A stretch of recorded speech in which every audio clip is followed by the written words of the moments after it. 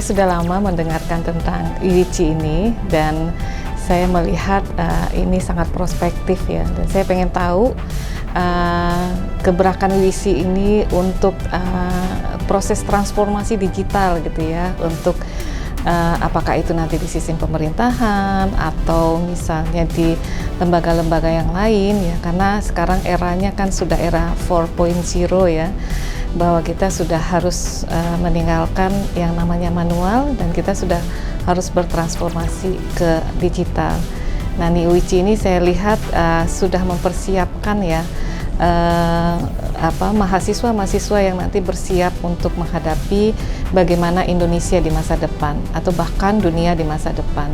Saya melihat bahwa kampus ini sangat prospektif ya, dan saya juga sudah melihat mahasiswanya baru tahun pertama ini sudah luar biasa, artinya peminatannya juga cukup tinggi, artinya bahwa mahasiswa kita sekarang sudah tahu bahwa ke depan itu perspektif untuk dunia kerja itu adalah lebih banyak menggunakan digital ya. Jadi mereka membekali diri mereka, pengetahuan mereka, kemampuan literasi mereka terkait dengan digital, dan ini UIC sudah sangat tepat menurut saya.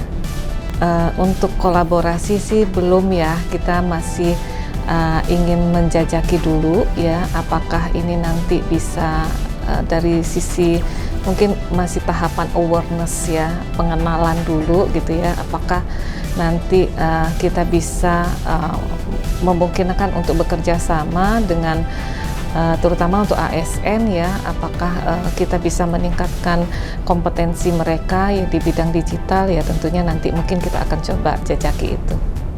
Assalamualaikum warahmatullahi wabarakatuh. Saya Moksen Sirveva, Ketua Bidang Agama dan Ideologi Majelis Nasional KAHMI, dan saat ini saya sebagai salah satu tenaga ahli di Bappenas untuk pembangunan Papua. Di sore hari ini saya mengunjungi kampus Universitas Insan Cita Indonesia (UIC) yang berada di jantung ibu kota negara kita, Jakarta, dan excited banget saya sampai di kampus ini dan melihat semua perangkat administrasi maupun sumber daya manusia yang disediakan oleh kampus ini menjadi sesuatu yang membanggakan saya sebagai alumni HMI. Apa yang terbentuk sekarang ini dalam bentuk institusi pendidikan yang akan mencetak kualitas sumber daya manusia Indonesia yang dirintis oleh para alumni HMI, ini adalah wujud implementasi dari tujuan HMI itu. Izinkan saya menyampaikan tujuan HMI: terbinanya insan akademis, pencipta, pengabdi yang bernafaskan Islam, serta bertanggung jawab terhadap terwujudnya masyarakat adil dan makmur yang diridhoi Allah Subhanahu wa Ta'ala. Sebagai kelanjutan dari misi HMI, para alumni HMI yang saat ini berada di berbagai macam sektor kehidupan kebangsaan kita, mereka berkumpul di tempat ini, di universitas ini, dan mencurahkan segala kemampuan yang mereka miliki dengan berbagai latar belakang ilmu pengetahuan dan teknologi yang mereka miliki. Mereka coba untuk mengembangkan salah satu misi HMI.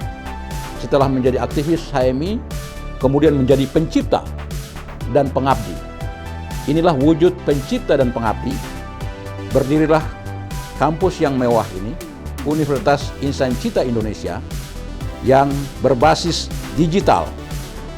Saya kira ini sesuatu yang luar biasa, sebuah terobosan baru di tengah era digital, dan semua kita tahu bahwa tidak ada satupun pelayanan kehidupan di era sekarang ini yang tidak menggunakan digitalisasi. Semuanya serba digital. Oleh karena itu, ini adalah suatu jawaban kepada publik masyarakat Indonesia agar bisa menjadikan alma mater ini, menjadikan institusi pendidikan tinggi ini sebagai alternatif untuk mencetak kualitas sumber daya manusia Indonesia yang memiliki kemampuan digital di berbagai aspek. Karena kita tahu dalam kehidupan kebangsaan, kehidupan kemasyarakatan, kehidupan apapun, semua orang membutuhkan aspek digital ini. Semuanya internet is thing. Jadi semuanya serba internet. Saya kira itu yang menjadi keunggulan dari Universitas Insan Cita Indonesia ini, karena inilah satu-satunya perguruan tinggi di Indonesia yang pertama membasiskan pelayanan pendidikannya pada digitalisasi. Alumni HMI itu dari Sabang sampai Merauke, dan di lapisan bawahnya itu adalah kader-kader HMI yang nanti sebentar lagi menjadi alumni HMI dan keluarga besarnya. Ada anaknya, ada saudaranya, dan keluarga besar daripada alumni HMI dan kader-kader HMI itu akan menjadi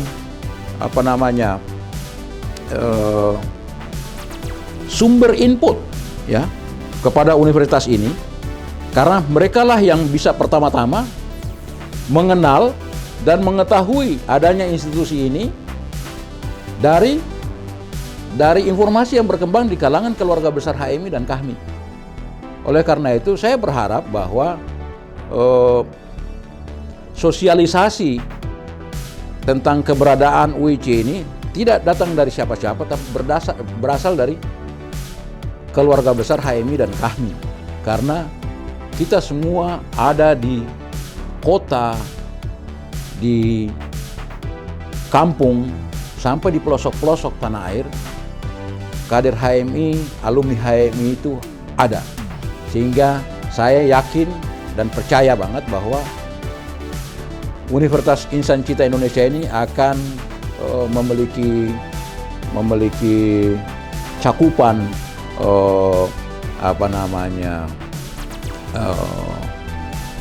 penerimaan atau input mahasiswanya dari seluruh Indonesia, tidak segmented, tapi pasti dari seluruh Indonesia, baik orang kaya maupun orang miskin. Karena saya tahu bahwa di dalam mengurus menjalankan roda universitas ini, UIC punya skema-skema tentang pembiayaannya. Jadi ketika kita masuk di sini nanti kita dijelaskan skema bagi masyarakat yang mampu, yang anak-anaknya bisa sekolah di sini, maupun masyarakat yang anak-anaknya tidak mampu, yang di kampung-kampung sana, yang di desa-desa terpencil, di pelosok-pelosok, apalagi kami di Papua. Tetapi harus diingat bahwa era digitalisasi ini telah masuk sampai di pelosok-pelosok itu, dan saya yakin bahwa dengan basis digital, universitas ini akan masuk sampai kepada pelosok-pelosok ini, dan pasti semua orang tertarik dengan adanya kemudahan masuk ke Universitas Insan Cita Indonesia dibandingkan dengan universitas-universitas yang selama ini basisnya basisnya harus kita datang langsung, harus tatap muka. Kalau kita di UIC dengan pendekatan kuliahnya yang bisa kuliah jarak jauh, yang menjadi istilahnya trademarknya UIC, saya kira orang pasti anak-anak milenial kita akan pasti berminat untuk menjadi mahasiswa UIC. Saya kira itu. Assalamualaikum warahmatullahi wabarakatuh. Saya Profesor Dr. Insinyur Muhammad Jafar Hapsah, IPN, berkunjung ke UICI, ya, bertemu dengan Rektor Profesor Laude Kamaludin. Saya banyak sekali berdiskusi, mendapatkan informasi, juga memberikan informasi di dalam rangka bagaimana ya kejayaan universitas ini. Luar biasa, sangat luar biasa.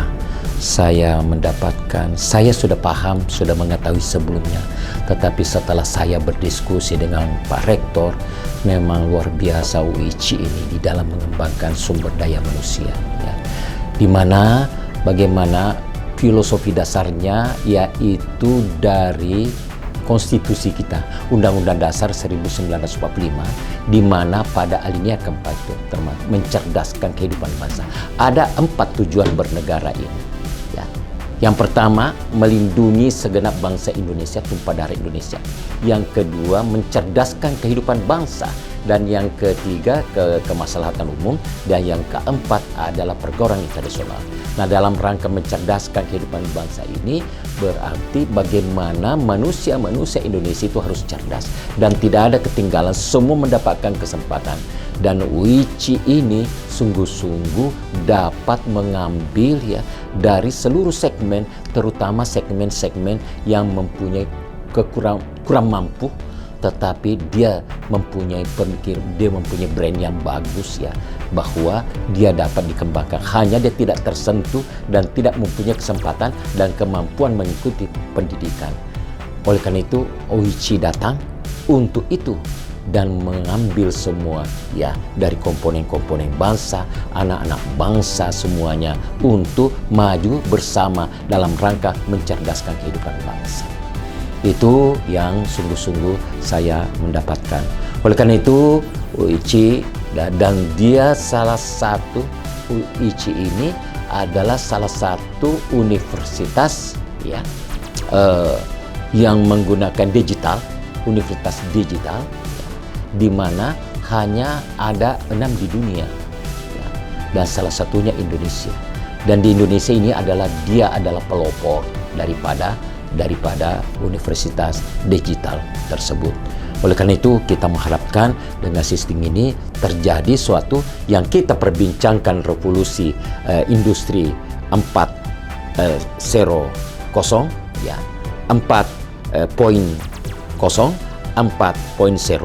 itu sungguh-sungguh kita bisa merealitakan ya daripada revolusi industri 4.0 itu. Dan ini adalah mentransfer untuk society ya 5.0 ini hanya melalui universitas ini. Di universitas ini, saudara sekalian, orang dapat belajar dengan sesuatu kebebasan ya, tergantung bagaimana inisiasi, bagaimana motivasi ya, bagaimana kerajinan ya, disiplinnya untuk melakukan proses pembelajaran itu, sehingga sebenarnya dapat saja yang seyogianya menurut regulasi di Indonesia ya, sarjana itu S1 dapat selesai 3,5 tahun, 4 tahun ya, baru diakui ya menyelesaikan waktu 3,5 tahun. Tapi di UICI ini dia dapat menyelesaikan bisa 2 tahun, 2,5 tahun, tergantung dari kemampuan mahasiswa itu mengerjakan pekerjaannya, tugas-tugas belajarnya dengan baik. Ini kelebihannya. Nah, yang kedua adalah ya, jadi memang tidak ada pilihan lain bahwa manusia-manusia generasi sekarang ini harus masuk menjadi manusia digital, bukan? Tidak bisa lagi, tidak bisa. Nah, dosen-dosen juga lebih-lebih lagi dia harus menjadi dosen digital karena semua pembelajarannya itu diatur oleh sistem ya, diajarkan oleh alat ya. Nah, kemudian dosen itu bagaimana? Dia hanya membuat dosen itu membuat silabusnya, membuat materi pelajarannya, dan itu divideokan, dan kemudian hanya satu kali memberikan pelajaran. Kalau kita di universitas biasa atau proses kemahasiswaan itu kan kita diberikan kuliah, diberikan pelajaran oleh dosen, oleh profesor, ya, diberikan, dan itu jam pelajarannya biasa satu unit pelajarannya 2 jam. Jadi kita kan ya berinteraksi dengan dosen itu. Kalau ini sekarang ini di digital itu hanya diberikan ya videonya, tentu dalam bentuk video, tentu bentuk apa, itu dalam 9 menit. Ya, dia bisa mengulas itu. Nah, selebihnya materi-materi itu ya pelajari sendiri. Di sana sudah ada bimbingannya. Dan yang kedua, itu dapat ya diikuti, kan biasanya kan kita setiap kan 14 temu muka ya, 14 temu muka, 14 kali ya, absen kita 14 kali, berarti satu bab pertama tentunya pada kesempatan pertama sampai ke 14. Kalau ini tidak dong, berarti kan dapat diberikan secara keseluruhan. Nah, berarti dia bisa. Nah, kemudian dia harus betul-betul belajar ya, kemudian mencari literatur ya. Nah, kalau literatur misalnya mengambil di Google dan sejenisnya, itu ketahuan kan, tidak bisa. Ada presentasi tersendirinya yang bisa di sinilah kelebihannya. Oleh karena ini ya mahasiswa ya anak-anak bangsa ini bisa lebih cepat mendapatkan kecerdasan ya secara formal yang melalui perguruan tinggi. Ini UIC ini luar biasanya.